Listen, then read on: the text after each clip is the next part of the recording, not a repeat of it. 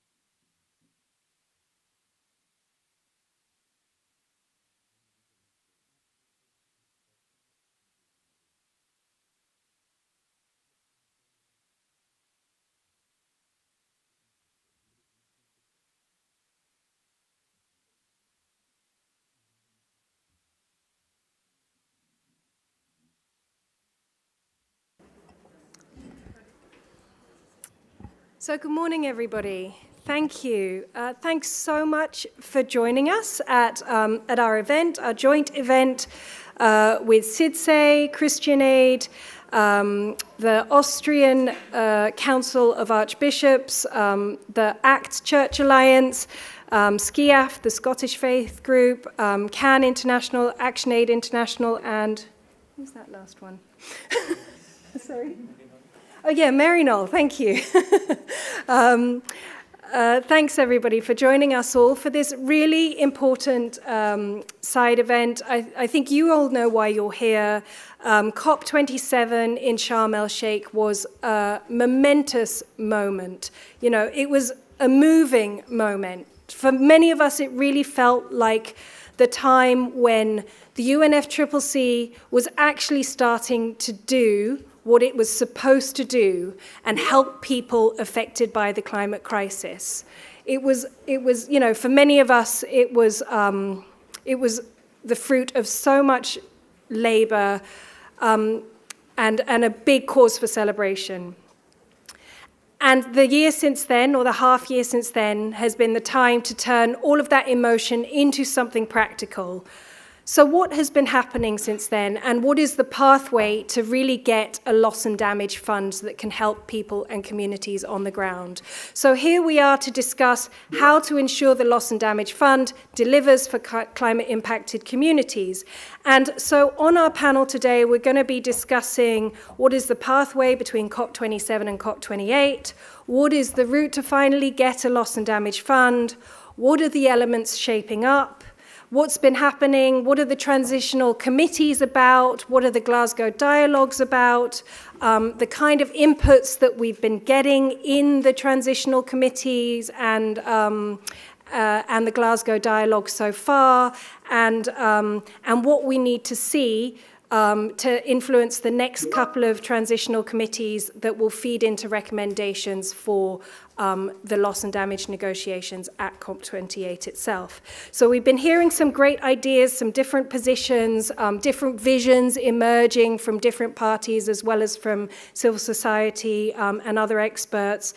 And we're about to start the political negotiation phase. And this is where it's likely to get a little bit crunchy and some skirmishes. And so this is why we're taking this opportunity with this side event to get things really clear. What lessons can we learn? What do we need to see moving forward? So we'll hear from our panel. We're going to be hearing, first of all, from Mariana Paoli from ActionAid to shape the vision of what we need this loss and damage fund to look like. Depending on whether Gunnel Axelsson from Swedish churches can get online, we may hear from her next to talk about the role of social protection and gender, the kind of detail that we want to see the fund delivering on, or we may hear from Martin Krier from the Austrian Bishops' Conference about their report on lessons learned from the Green Climate Fund and how to really make the Loss and Damage Fund deliver and meet the needs of communities. We'll then hear from Harjeet Singh from CAN International, talking about the state of negotiations and how things are shaping up. And we're very honored and grateful. Thank you, Ambassador Adao Suarez Barbosa from Timor-Leste, representing the least developed countries, to come to reflect on what you're hearing. But also, we really want to hear what the least developed countries feel needs to happen in this space. So we're so grateful that you're able to come and stay for the whole thing. We know you've got an incredibly busy schedule. Cancelled a meeting for us, so we're so grateful. Thank you. So without any further ado, we'll start with Mariana. Thank you. Thank you so much. It's a great pleasure to be here with you all.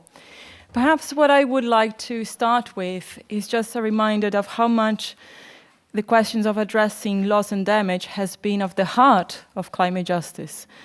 We all know that increasing losses and damages are being suffered by people and nature are a result of human-induced climate change and are more visible than before for many vulnerable communities who are suffering loss and damage. This became part of their daily lives.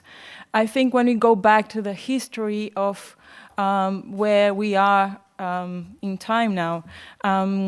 For decades, this has been trying to make its way on the agenda, and perhaps it wasn't until COP26 when there was some commitment, some compromise to avoid the failure of COP26 to have, when the G77 and China proposed the establishment of a loss and damage finance facility in Glasgow was failed. We managed to secure the Glasgow dialogue then. And throughout 2007, and especially then at COP27, that we had the great victory that the Loss and Damage Fund was created. It was a big victory for developing countries, but also for civil society who have been campaigning for this cause, supporting developing countries, putting sustained pressure on rich countries to take the responsibility for the crisis they have historically caused. Now, we are on a stage now that the fund has been created, but it is empty. Right, so we need to fill it in support so that it can money can flow for the people most impacted by the climate crisis.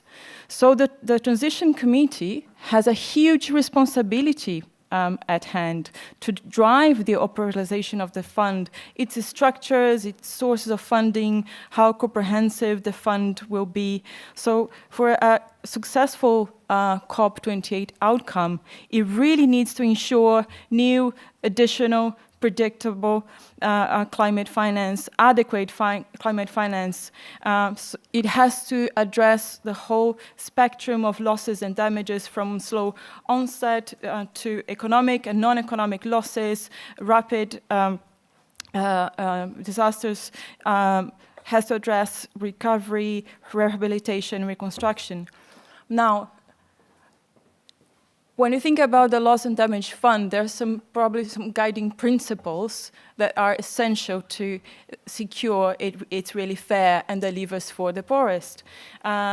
It's really important that it's based on international cooperation and solidarity. The issue of historical responsibility and polluters pay principle is also at its heart. It has to be needs-based, adequate, grants-based, balanced, and comprehensive.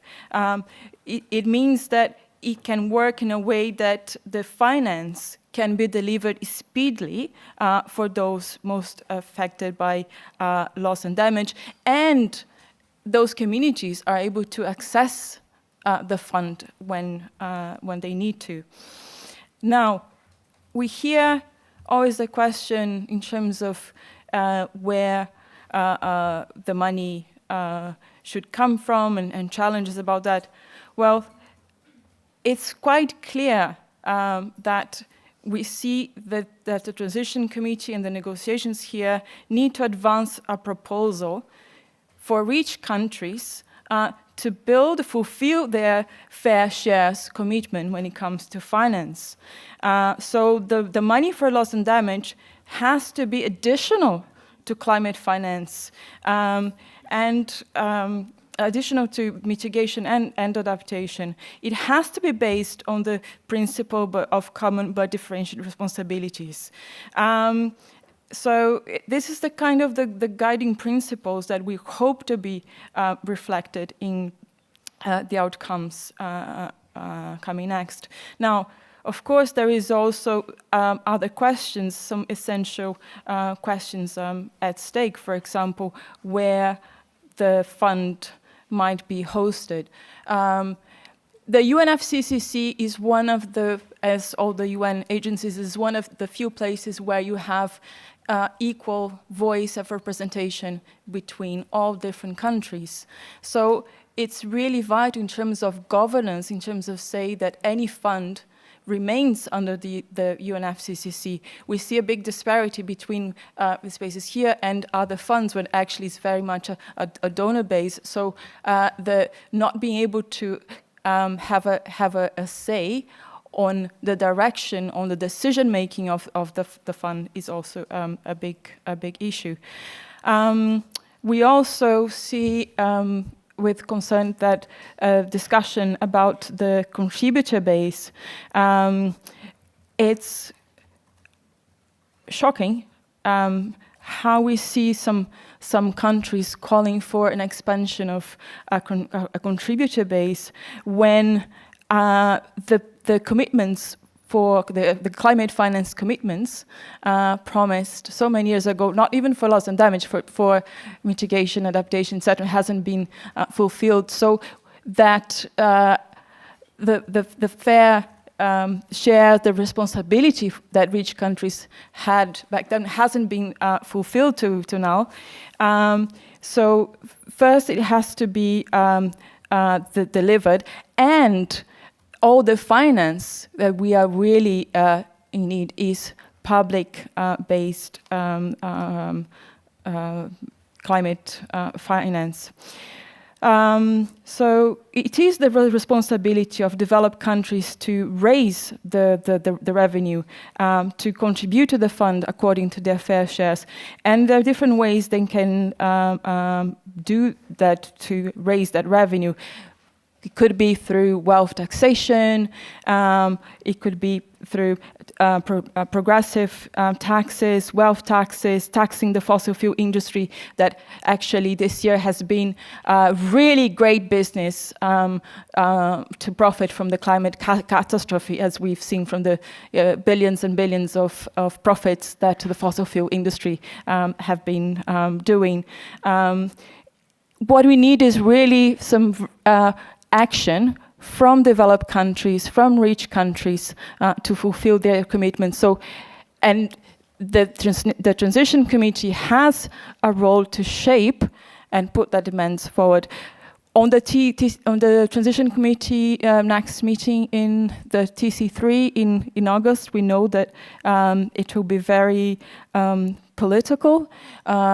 We saw already in the TC2 and here in the Glasgow dialogue we've witnessed during the past early on last week, a clear divide between developed and developing countries, but also really great to see how much developing countries have been united in calling for a public finance, new additional grants-based finance that needs to be delivered through the fund. So we really hope to see more action from in the TC3 discussions moving forward, not just on how the money is raised, to the governance of this fund, where actually there is some that voice and representation, and the fund, the loss and damage fund, is the main channel to disperse the loss and damage finance needed for communities. And 3, that this finance reach the communities affected by loss and damage who will need them the most. So just wanted to share that big picture with you, and looking forward to hear more details in the discussion. Thank you. Thank you very much, Mariana. Now I think Gunnel is getting online, but actually to give her a chance to sort of settle in, if that's okay. Martin, if we could hear from you next. Thank you. Thank you also from my side. Welcome. As Teresa already mentioned, I'm working for the Austrian Bishops' Conference, and we are a member of a family of Catholic social justice organizations called CIDSE, with many partners all around the globe. And we recognized already a few years ago that our partners had huge expectations towards the Green Climate Fund. And so we conducted a study already in 2021, analyzing the GCF's role vis-à-vis vulnerable communities and its openness towards civil society. Could you go to my slides?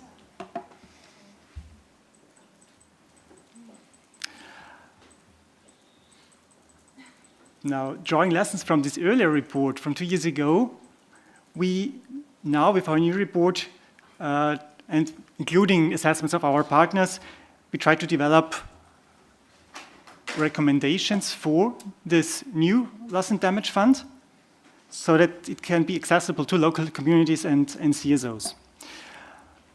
When we are looking at our findings of the GCF and what's needed for loss and damage, we see that the GCF spent less than a quarter of its money on thematic priorities that really matter for vulnerable communities. And not even a single project was carried out under the leadership of a locally based NGO or even a community. And the notoriously long times to get accredited to this fund and the long application procedures is absolutely not suitable for quick support that's needed for loss and damage suffered by vulnerable people.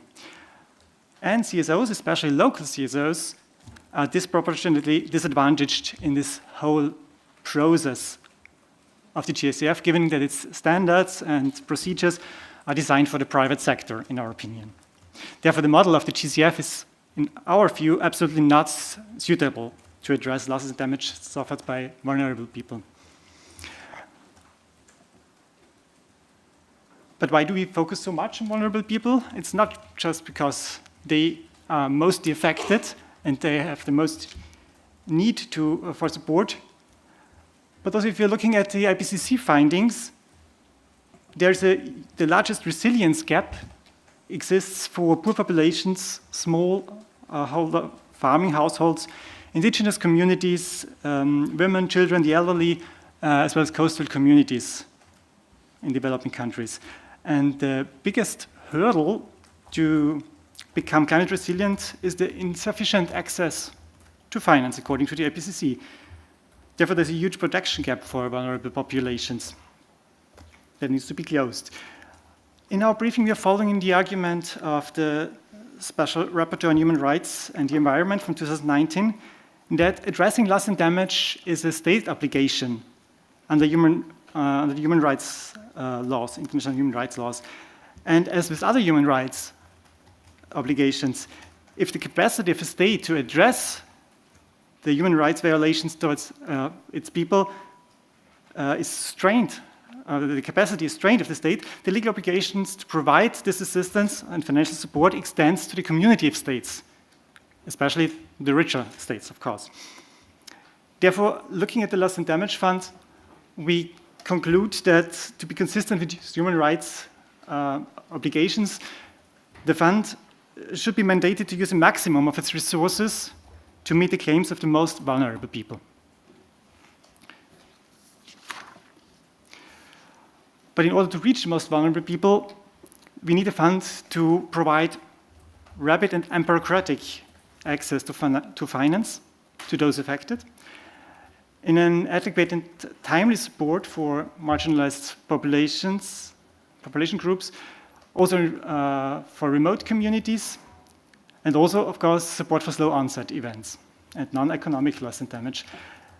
And we think this can be facilitated by providing direct access to financial support to affected communities or to the civil society organizations that support them.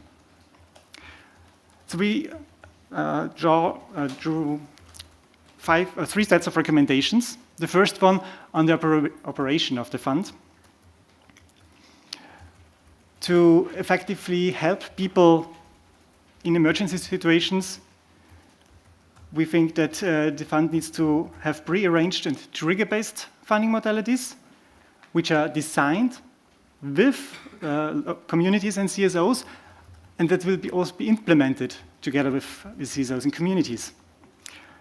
Because just in this way, you can ensure that there's a priority focus on the most vulnerable people. And in order to reach those communities, we think the fund needs flexibility in delivery channels, meaning that the fund also needs to reach into remote areas, even in conflict situations, and therefore it should make use of the experience of institutions like humanitarian organizations, faith-based institutions, or other CSOs, which are very close to the communities affected. The third recommendation is that if we want to reach via those actors, local communities, those pre-arranged funding modalities don't need to be just provided to government actors, but also to subnational and non-state actors, including vulnerable communities, indigenous peoples, and CSOs. And we think it's really urgent, in order to make those modalities work, that the vulnerable states develop national loss and damage mechanisms to ensure the effective channeling of the means. And even in the development of those mechanisms, we need a huge collaboration and participation of local communities and CSOs. Our second set of recommendations regards the governance of the fund. To guarantee this priority focus on the most vulnerable, the fund needs a strong representation of vulnerable communities and CSOs, and also vulnerable countries, in its board and in its governance system. And as women are disproportionately affected by loss and damage, we need the fund to be gender responsive. We will hear more about this later on, and gender sensitive. We need a balanced representation of women in the governance system, as well as adequate consideration of gender aspects in all of its policies and programs. And we need a very rapid fund. We need a strong response capacity, and we think this fund needs to be able to respond via those prearranged support mechanisms within 24 hours, take decisions in 24 hours when disaster strikes.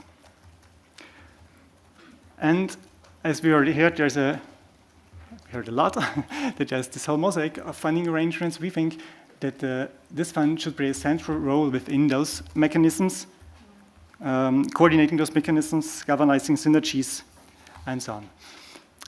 The third set of recommendations is about the structure of the fund, and we think 3 different windows will be needed: a rapid response window in emergency situations, a micro-grant window to allow local communities to access finance, and a window to address low onset events. And all of those 3 windows also need to take into account the non-economic loss and damages. And finally, enable to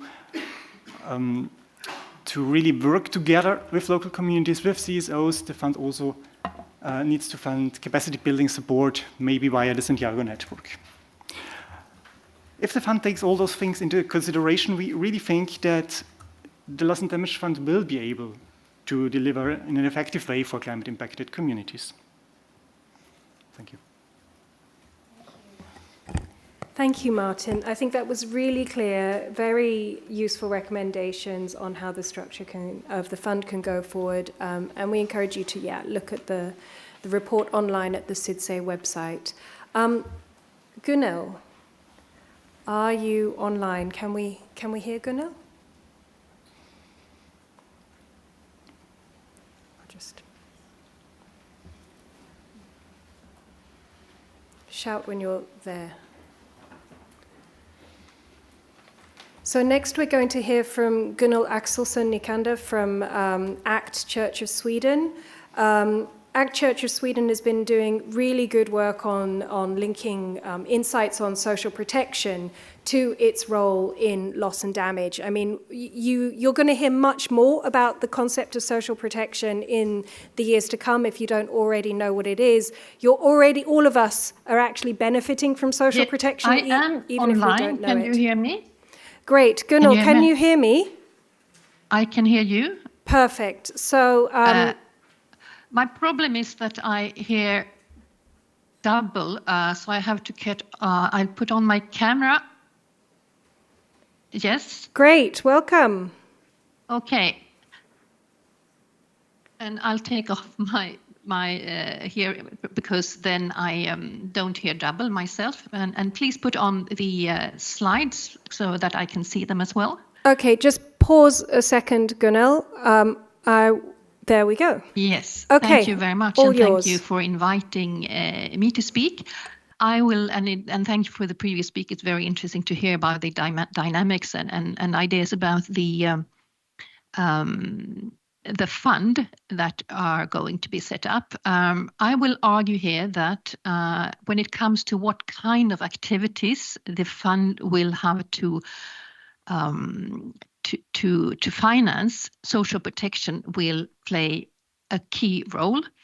And Please, next picture. The presentation is based on the policy brief that you just saw.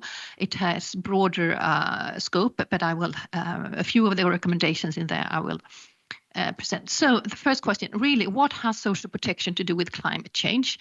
And next picture, I think the response is quite simple. What is social protection? It is about coping with risks at an individual as well as society level. It's individual life cycle based risk. When you're a child, when you have children, or when you're old, you're more likely to be poor. Hence, the need for child grants, paternity or maternity leave, pensions, etc. When you're sick, we need a health insurance, health system. But also at a society level, especially it was very clear during COVID-19 that unless there is a social safety net, social protection in place, vital societal functions cannot work. There will be economic collapse, etc. So it's really important to keep the society going.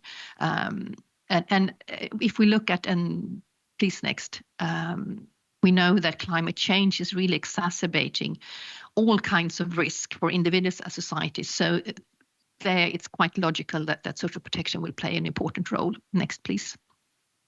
And it does so in actually all pillars, all kinds of climate action. First, when it comes to mitigation, we know that there's a lot of discussion about just transition, access to unemployment support, retraining, etc. Absolutely needed for those who are now working in economic sectors that will have to transform. Also, when it comes to adaptation, social protection has a strong role in actually building resilience and also addressing underlying vulnerabilities that makes certain groups more vulnerable. And also when it comes to loss and damage, social protection has a key role. I'll come back to that. But first, a few words, next picture, on what we mean by social protection, and which is a human right, has been there since 1947, social security, quite comprehensive. But a little more than 10 years ago, in 2012, there was a global agreement in the ILO about a minimum package of social protection measure that should be a first step towards the realization of the human right to human security. And in this recommendation, the social protection floors, there are two main elements. First, that everybody has the right to access to essential health care, including maternity care. The second pillar is about basic income security, and it should be there for all children and all elderly, as well as all persons in active age who are unable to earn sufficient income because of sickness, unemployment, maternity, or disability, for instance. Now, the social protection floor is also there in the SDG target 1.3. So that's sort of the global norm. And there we have a commitment to, for many, many reasons, this is important to implement, and it actually contributes to, I think, most of the SDGs, but it also is very, very relevant when it comes to climate change. Next, please. And the role of social protection in situations beyond adaptation, which is loss and damage, and you can continue. It's what it is in concrete terms is income support and access to basic social services. It plays a key role and many important functions. First, it gives direct relief and save lives, prevent hunger, and it it can also bridge crisis and prevent spiraling debt, and it prevent negative coping strategies, especially for women, like transactional sex. Please continue. Is often in disastrous situations something that women has to refer to. Prevent migration, also supporting workers so when they cannot work because of heat waves, and it's actually impossible to work safely. So a lot of different functions. And again, access to income support, basic social services. It addresses, and even if rightly designed, can really transform vulnerabilities for women and persons with disability and others. Next picture. And for some reason, I cannot see the whole picture. Anyway, today, the only protection that is there in many cases when people experience extreme climate-related shocks or slow onset crisis is really humanitarian support. That's what we have today. We know that is already totally, I mean, we have record numbers. The UN released new figures today. It's more than 100 million refugees. And we know that the humanitarian need is even larger. It's total overstretch already today, and it will already it will have to grow, not least because of the climate crisis. We know that there's too little resources for anticipatory action for prevention and building resilience, and too much to sort of responding to humanitarian crisis. We can also see that cash transfers is a rapidly growing part of what humanitarian response is. So rather than giving blankets and food, more and more often, it's actually cash, which is a lot faster, more efficient, less prone to corruption, and more, maybe most importantly, it's also respects the autonomy of the recipient, who can from themselves decide what resources, what they need. So in the very vivid and important discussion about how to link humanitarian support with long-term development, especially in protracted crisis, social protection is rising as a tool to bridging that link. For example, the role of extending national social protection system to refugees and displaced persons is one very important element of that. One thing that is extremely important to keep in mind when moving from humanitarian support to social protection long term, and next please, is that we will then need from one logic, one financial system and one logic, which is needs-based humanitarian response, to another, which is a system-based and rights-based, which means if human rights-based, it should be universal or very easy criteria for selecting recipients, like age or disability, and not the kind of poverty targeting that is very often today an aspect of cash transfers and social protection support. Next, please. Now, of course, the situation of girls and women has to be especially addressed. Next. Because, as had been mentioned, women and girls are disproportionately impacted by climate-related shocks. One reason for that, next, is really that women, as they are more often engaged in informal work, have less access to social protection. So even though through their reproductive role are often in more need for social protection, they actually have less access to it.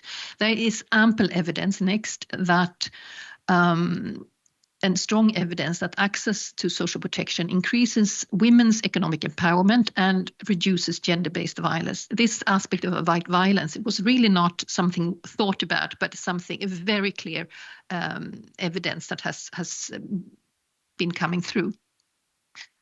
It has also the potential to transform stereotype gender roles, but depending on how they are designed, it can also do the other way around to actually reinforce them. So it's extremely important then that these systems are gender responsive. Next. So a few recommendations, especially relevant for the loss and damage debate then is that next continue to invest in universal social protection and ensure inclusion and gender responsiveness. And this is so important for many reasons, but the climate crisis really makes it even more important. Yes, I will soon. And plan for uncertainty, prepare for climate disasters, but do not create social protection programs that are special for climate. And specifically for loss and damage, we think that loss and damage, social protection should really be included in national climate plans. We should not push for private insurance as a major approach, but rather social protection type of systems. And finally, really saying the same. Okay, thank you so much. Thank you, Gunnel, so much. I think that was an excellent unpacking of the importance of social protection and how the Loss and Damage Fund can really benefit people on the ground. I'm sure everybody learned a lot. And again, that report by Swedish Church on social protection, you can see how excellent it was. So next, I think perhaps Ambassador Adao, would you be considering your time? Actually, it would be wonderful to hear from you next, and then we'll have time to hear from Harjeet. Thank you. Thank you very much. Thanks for the invitation. I think this is very good chance for discussing loss and damage fund and funding arrangement itself and how to deliver quickly. So first of all, the LDCs are in fact having very strong voice with regard to a scope of fund and funding arrangement. So scope of fund and funding arrangement should be seen or should be reflected into the decision 2 CP 27 para 1 and 2. It is about the existing or ongoing and also post-expo losses and damages caused by the impact of climate change, both extreme events and also slow onset events for both economic and non-economic loss and damage. And this is a guiding scope for all of us when we discuss about loss and damage fund and funding arrangement or funding arrangements. And rehabilitation issues, recovery issues, reconstruction issues are there. And it was so surprised when we had Glasgow dialogue, they also discussed issues of preparedness. But preparedness needs to be clear that the preparedness is very close to the event that I just mentioned, not very far away from that. So if far before the event, this is really adaptation. So that is minimizing issues. That's not addressing issues. We need to be clear. But as party or parties to the Convention, the Paris Agreement, we also followed this guidance when we discussed with our colleagues during the Glasgow dialogue session. But in fact, the decision was very clear with regard to rehabilitation issues, recovery issues, and so on. And in terms of the fund itself, it should be new, additional, predictable, and sustained. And in terms of new, we do see that it should be new and additional to the existing ODAs, because some parties are going to mix things. But decision was very clear, new and additional. Additional to the ODAs, additional to the funding for mitigation and adaptation. So this is only funding or fund for addressing and responding real loss and damage at grassroots level. In terms of how to put this loss and damage fund, some colleagues are arguing that it should be under the existing operating entities like GCF, GF, but for the LDCs, it should be standalone fund under the Conference of Parties, under the UNFC, then Paris Agreement. It should be accountable to the Conference of Parties. That is really, really important for LDCs. And in terms of source of fund, again, this is a climate justice fund. Historical responsibility should be applied for this. And it should be from public climate fund, grant-based for the most vulnerable countries like LDCs and small island developing states. If we are going to mix this with loans, and it will be providing additional burden to those vulnerable countries. They've already faced problem, but we add more problems to them if we are talking about loans. So for the LDCs, grant-based will be critically important for us. In terms of modalities to access, direct access and quickly disbursement of the fund will be critically important. We do not need to use the existing tools and modalities for assessing Green Climate Fund. It is so bureaucratic issues, and it takes long time through, let's say, proposals. But for us, for this fund, it should be very programmatic approach at national level. It should be direct access. And quickly disbursement of fund will be critically important for the LDCs. So how to deliver the fund? There should be a structure in place. Like for our proposal, we need to have a board. But board is not likely the Adaptation Fund Board, Green Climate Fund Board, unfortunately. We need to have a new tools for this board. So resident boards will be critically important to deliver fund quickly. I do agree with 24 hours disbursement issues, or at least 32 hours after the disaster. The affected communities need to get support from this fund quickly.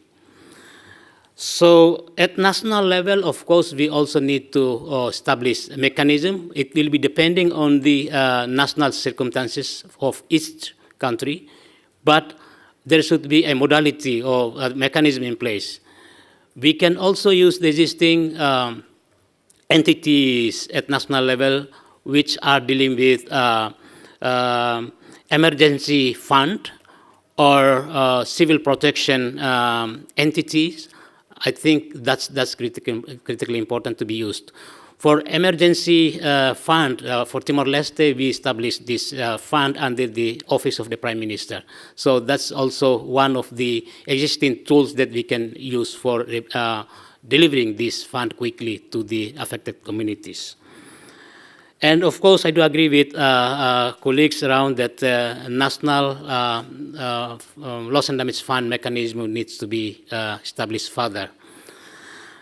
And in terms of structure of the fund itself, we propose 3 windows. First window is response window that is quickly addressing the extreme weather events that communities are facing. It's very quick, so trigger issues will be there. And second window is the window of midterm, we call it a recovery, like a rehabilitation, restoration window. So this is also for the extreme weather events, but this is after the disaster, after a few days and months and year. I think that's a extreme weather events, loss and damage issues after the disaster.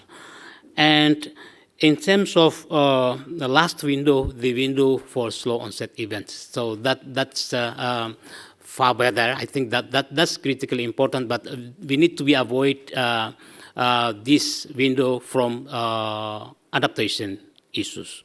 This is also real loss and damage window.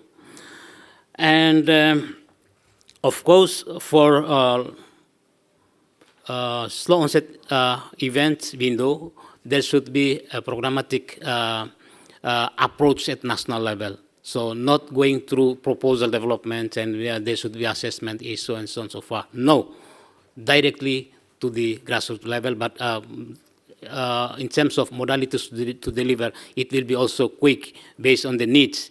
So fit for purpose, I think that's critically important for LDCs. In terms of mosaic issues, so I'm discussing about the fund, but what about funding arrangements? So funding arrangements will be complementarity, not core issues. So the fund will be centerpiece of the funding arrangement itself. So fund will be seen as coordinating mechanism to coordinate the funds outside there, of arrangement outside there.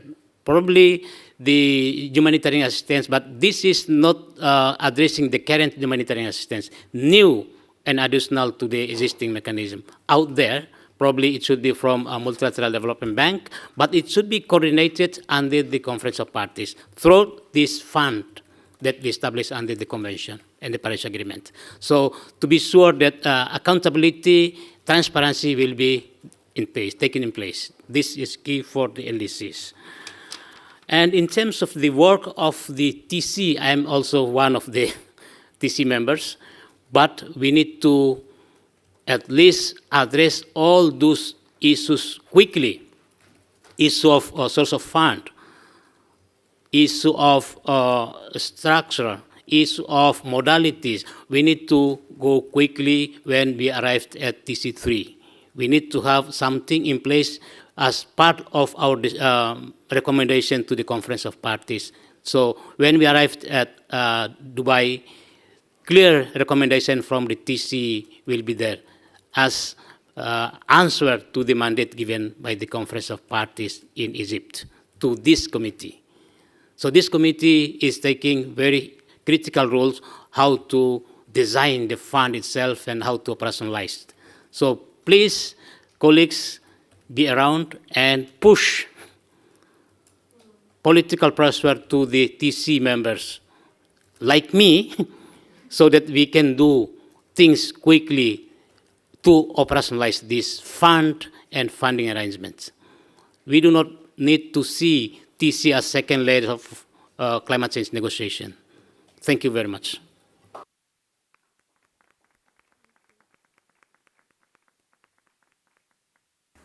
Thank you, Ambassador. And I think if you've been paying attention, you'll hear a lot of commonality between the calls and the vision of how this can really work in practice. And we'll next hear from Harjeet just a few minutes before we also hear from the rest of you. Thank you, Teresa, and Ambassador Dao has covered a lot, so I can be very quick, and thank you very much for the previous presentations. So really we have covered a lot of ground in terms of what it should look like and what the challenges are. Let me just highlight a couple of things and also some of the battles that we have going forward. So when we talk about loss and damage fund, just to characterize, we talk about scale, speed, and access, and it's important to remember these words. And Ambassador Dao did talk about why we cannot look at the current scale. It's insufficient speed, GCF-related issues, and access for the most vulnerable. So those issues are really important. While we are seeing some difficult times going forward, but let's also recognize the progress that we have made in the last 2 TC meetings, 1 workshop, and 1 Glasgow dialogue. And this is what we are hearing from across developed and developing countries. Need for the fund to be flexible, that has been heard. We also hear that the programmatic approach needs to be taken. This, we are moving forward positively, and country-led approach. Different windows to address different issues. We may have slightly different ways of looking at it, but that's also coming forward. Trigger-based disbursement, exactly what you said, in 24 hours, that is also gaining momentum. Not causing new fiscal burdens and addressing debt. we hear from rich countries that they are going to be looking at some of these issues, so which is positive. So we are making progress. It's important to recognize that. But some of the big issues are how we look at loss and damage fund, as Ambassador Adao said, as a more overarching and looking and also playing the oversight role apart from channeling money. But from rich countries' side, they look at funding arrangements playing a much bigger role. Now the challenge again has been highlighted. It's an issue of accountability. It's not just coordination. Coordination can also be done by loss and damage fund, but how do we make them accountable so that they cover the full recovery cost? And it's important also to recognize that we are talking about lost development and not development. Let's not mix these issues. Loss and damage money is to help countries recover what they lose to disasters. And it cannot be loan, because then if you're talking about loan, then we are putting additional burden on communities. It's not only unjust, but fundamentally immoral, expecting affected communities and countries to go for loan. One argument that's being made again on loss and damage fund and funding arrangements is why this fund should coordinate. 90% of disasters are climate related. We are sitting in UN climate change. It has the most important role. It has to be responsible and accountable. So the coordination and responsibility remains with UNFCCC. Yes, those funding arrangements like humanitarian need to be strengthened. Let me pick up last one issue, which is going to be a big one going forward. Ambassador Adao covered a lot of issues on the location part, but who will get the support? Again, as per the eligibility, all developing countries are eligible. And it's important to keep that language also for the purpose of unity. But we also know that it's LDCs and CIDSE and Africa are going to be prioritized. I mean, it's very clear, and I think rich countries must trust the judgment of developing countries to sort that out and not say from a moral high ground that we will decide. Because there are incidences. When we look at Pakistan, when we look at Colombia, when we look at Philippines, for example, they don't fall in those categories. How are you going to support those? So if developing countries collectively decide that Pakistan needs to be supported or Colombia needs to be supported, they can take a call. So developed countries should not decide who is most vulnerable. Because going by that logic, my own country, India, always falls in the first 5 or first 10 countries of being most vulnerable. So what is the definition of being vulnerable? Let developing countries decide. And when we talk about equity, it's not just about between developed and developing countries. Developing countries will also practice equity. Trust them. You cannot dictate how they are going to be deciding. I have written about it, and I have asked my own country, India, not to be the front runner, despite being vulnerable. As we speak, it's being hit by a massive cyclone. Still, I'm saying you don't be at the forefront. Let LDCs and Africa and AOSIS access that fund first. They have the first right over it. We will take that call. Please don't dictate who will decide and who is most vulnerable. On sources, again, the discussion on contributor base keeps coming up.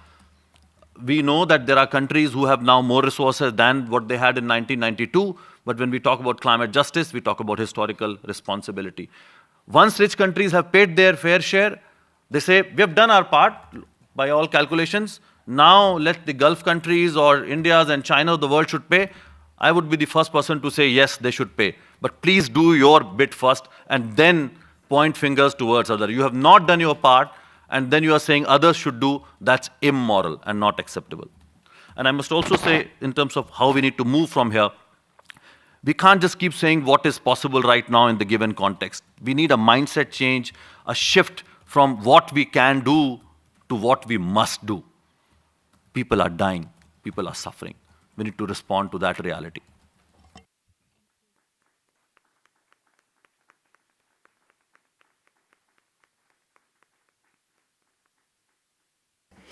Thank you, Harjeet from Can International. So we have a few minutes for a few questions, and there's some interest. Okay, we'll start at the back, since that's where the mic is. We'll take 3, and then move from there. Hello, I'm Camila from Greenpeace Brazil. I don't know if I got correctly, but I have been wondering whether should we try to make sure that this fund is also accessible to subnational units or maybe to civil society organizations working in the field. How does it appear, or does it even disappear in the discussions? Thank you. Yes, please, and introduce yourself also. Hello, everyone. Julien Jresati from Greenpeace MENA. I want to thank you all for this very inspiring discussion. My question is to Ambassador Adao.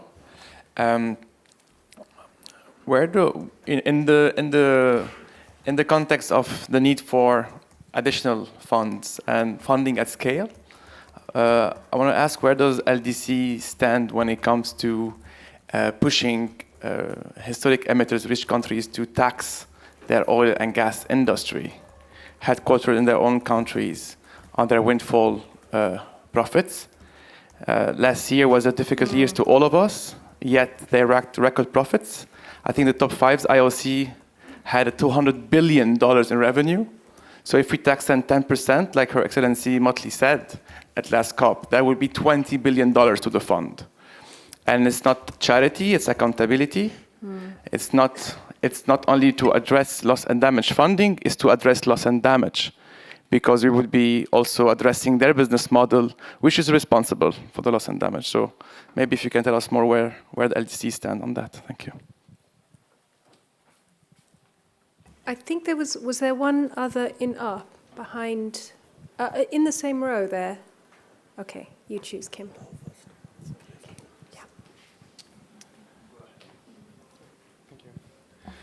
Paul Albrecht from FIMCAP. So in the CIDSE talk, it was talked about trigger-based funding. My question is, how could triggers look like for extreme weather events and slow onset, and how do they ensure that help gets to the most affected? Great question. Ambassador Adao, because of your time limitations, would you go first? Thank you. Thank you very much for the questions. Firstly, scale an additional fund for loss and damage, whether it will be capturing issue of historical responsibility of oil industries and gas and so on and so forth. I think the principle of common but differentiated responsibility is there. But then, of course, they can have some sort of innovative funds, but then they need to provide grant base to the LDCs. Thus, how it does work. I think if oil industry, they are going to have let's say oil and gas, let's say reduction fee something in place. I can't remember exactly the correct language, but if they have, let's say, subsidy for fossil fuel in place, and then they can provide subsidy. They can collect subsidy fee from their industry, put in somewhere else as part of the source of fund. And then once the developing countries are facing disasters related to loss and let's say climate change impacts, they can deliver this grant base. And they can also have some sort of another innovative sources there. Let's say operational situation of microfinance or let's say insurance. They can pay insurance fee on behalf of the most level countries like LDCs, free of premium payment from the LDC point of view. They pay this to put some the fund or money somewhere else. So somewhere else means the fund that will be organized by the fund that we are discussing about under the convention. And then once we are affected by the impact of climate change with regard to loss and damage, extreme events, slow onset events, we can get support from that perspective. And 10%, it's really good one. It's good information. So they can put 10% of the oil and gas let's say,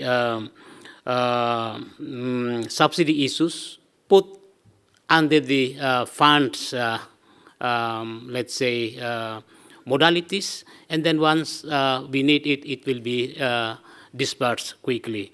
So this is still innovative fund, but the result will be grant-based for the LDCs. With regard to the issue of accessibility, I think this is very important for the affected communities at sub-national levels. Of course, sub-national levels, so most of the communities, they are in fact staying, living in that area. So we also need to involve some civil society communities there to facilitate how to deliver quickly.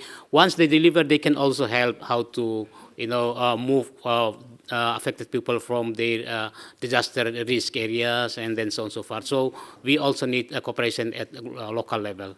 So in fact, NGOs and civil societies are very much involved in this area.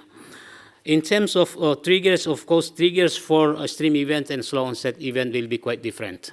So trigger for rapid extreme event, it will be quickly there, but trigger for a slow onset event, it will be also going through official request. But it's unlikely one that we apply for extreme weather event. So it's quite different, but we are not going to have a funding proposal. We are going to have a funding request based on the programmatic approach that we have, not project-based. So that's our views. So it's quite different. Thank you very much. Martin, do you want to give us a quick on some of the technical? Just quick on the on whether there is a recommendation or discussion around subnational level actors. We definitely think that it's absolutely necessary because if we adjust acting via government agencies, there's the existing risk that marginalized populations and populations in remote areas do not get enough and not rapid enough or totally lose out on that. So I totally want to support this recommendation to not just work with government agencies. On the triggers, in our report, we recommend the trigger-based funding for emergency situations, and there are already some sets of meteorological and hydrological triggers that are used in insurance, risk insurance. But we also think that we need to add community-based evidence to those triggers. So there's a good point to start from, but we need to elaborate them further. Go ahead. No, you go ahead, please. Very, very briefly, I think that the question about the responsibility of rich countries to really raise the revenues to pay for their fair shares. There are a number of ways. I think the example of the taxing of the fossil fuel industry is key. It has been mentioned here, but there could be other ways, such as progressive taxation, wealth taxes, solidarity, forms of levy, etc. But it is the homework of the rich countries, developed countries, to really put those measures in place to fulfill their fair shares of public grants-based finance needed for the Loss and Damage Fund. I just wanted to flag ActionAid has done this report, the Loss and Damage Fund. Where does the money come from? Getting some numbers and figures for the UK, and we're expanding these for other developed countries as well. Anyone who's interested, we have copies here. Thanks. Yeah, just to add quickly on the trigger part, and totally agree that we have to look at the meteorological indicators and information, and then couple that with what's the impact on ground. And that kind of parametric model already exists. We just need to make sure that it's now fit for purpose. And this is where we can look at number of people affected or percentage of GDP affected. And that's why, and that also connects to the question on who is vulnerable. Look at the small island states where one disaster can wipe out, double digit of your GDP. So, and today the way attribution science has developed, we can always work on it. So, and we know that each weather-related disaster has a climate handprint or footprint on it. So, whenever there's a weather-related disaster, we need to be providing money immediately, within 24 hours for relief, and the next few days for recovery, in the next few weeks for rehabilitation. It can be done very scientifically. So there is no excuse that we don't have sufficient information or data. It all can be generated now, and we can come up with a robust mechanism to make sure that people who are facing climate disasters can be supported. So I think we have everything in place, and that's the good thing, and I started my presentation with. We've heard from various people, from governments, from scientific institutions, and we have everything. What is now the next step for TCs to do is to have that political will to really capture it and make the fund fit for purpose. Thanks. And we have 3 minutes. Let's be really sharp. Okay, we have two fast responders here. Thank you very much. I'm Christine Kaya. I am a member of parliament from Uganda, and thank you so much. My issue is on concentration of the funds in the basket. Other than preparing the mechanisms for managing it, let's first concentrate on the funds in the basket. And there is no gender sensitivity without accessibility of the funds. Let's measure the commitment based on the amount subscribed and amount accessed. Thank you. Hi, my name is Vahid from Transparency International. A question to Harjeet. We talked a lot about how the funds should be released and accessed, but we didn't talk about the transparency of that, in terms of corruption, how we can think about that, and also, as majority of developing countries, they have corruption endemic. So how to not lose that, the fund? Thanks. Let's take one more question as well. Quick. There's one more at the back there. Good.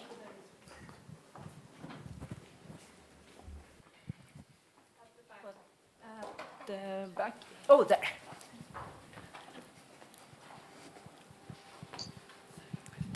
Yeah, I build on the previous question, maybe more operational.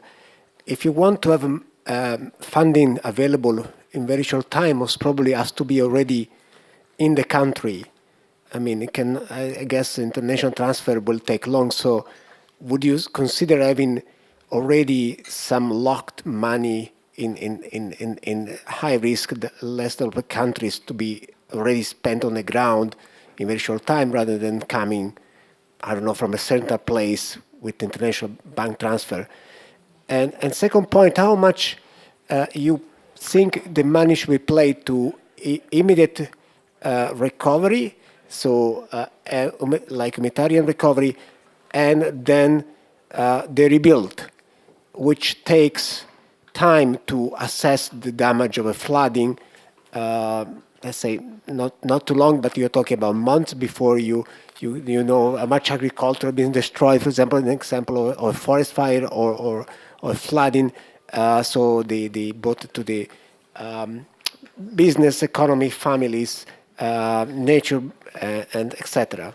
So how do you think it should be divided between immediate relief and reconstruction and rebuild?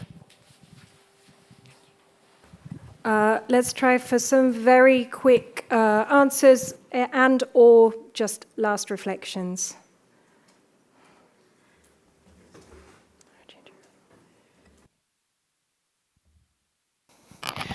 I think we have quite a bit of homework to do in terms of working with our national governments in putting pressure, raising all these issues we discussed here in this meeting today, so that we arrive at COP28 with a fund that is really speaking to the needs of the communities affected by loss and damage on all these issues in terms of being speaking to the climate justice aspects. We've talked here about additionality, about new public grants-based finance, and we have a lot of at hand. Thank you. Yep. So the share of money and things like that, I think it's up on the countries also in developing countries to decide, following Harjeet's argument, how to use money and how this modality should work like. As a last, but I just want to highlight the one main point of our report, that we are not, regarding the money and where money should come from, we are really talking about human rights obligations of the international community. And it's not just like development money that's somehow spent with some goal, but it's really an obligation of the states, of the rich states, to make this fund work for local communities. Yeah, that's my final words. On corruption, this issue keeps coming up, and yes, there is a challenge around it. But why it keeps coming up when we only talk about developing countries? Are we saying that developed countries have just done away with corruption? You legalize lobbying and then you don't call it corruption. That's also corruption. No definition of climate finance is a corruption. Double counting of climate finance is a corruption. So let's not only use this argument for developing countries. Let's be very clear first. And second, that fight is a national fight. At the international level, we can talk about principles and some safeguards. But the accountability needs to be ensured at the national level. If we mix, because developed countries always use this as an excuse that because there is corruption, we will not provide climate finance. Then you don't do any trade with us, please. Don't take our natural resources. Don't do any trade with us. When you have to do trade, you never talk about corruption. In fact, you go there and promote corruption. When you have to give aid, then corruption becomes an issue. Till that, when you do extraction, there is no corruption. When you have to provide aid, there's always corruption. So we need to ask the question, who is more corrupt and who is promoting corruption?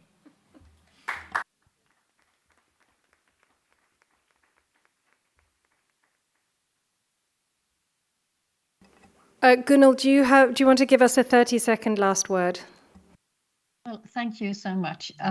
Just a few a comment on how making sure that the support actually reaches the most vulnerable. There again, I would say that social protection and universal systems are really extremely useful in that sense, because if everybody knows that they have the right to certain support and they don't receive it, you can easily protest, etc. So it's easy whether there is more targeted systems, it's more difficult also for corruption, etc. And I think that coming back to the discussion on trigger, again, having universal systems where everybody is enrolled and in the system, then it's easy for once there is financial resources, the government can easily expand and include more, not include more people, but expand certain support. So linking the social protection, I think, is really relevant also in terms of these trigger aspect. Thank you so much. Thank you. Thank you, all of you. Thanks for participating, attending, taking these messages forward into the loss and damage push and the world and to the ground. And thank you very much to our panel of speakers, Harjeet, Martin, Mariana, and Ambassador Adao. And so thanks, everyone. Keep up the good work.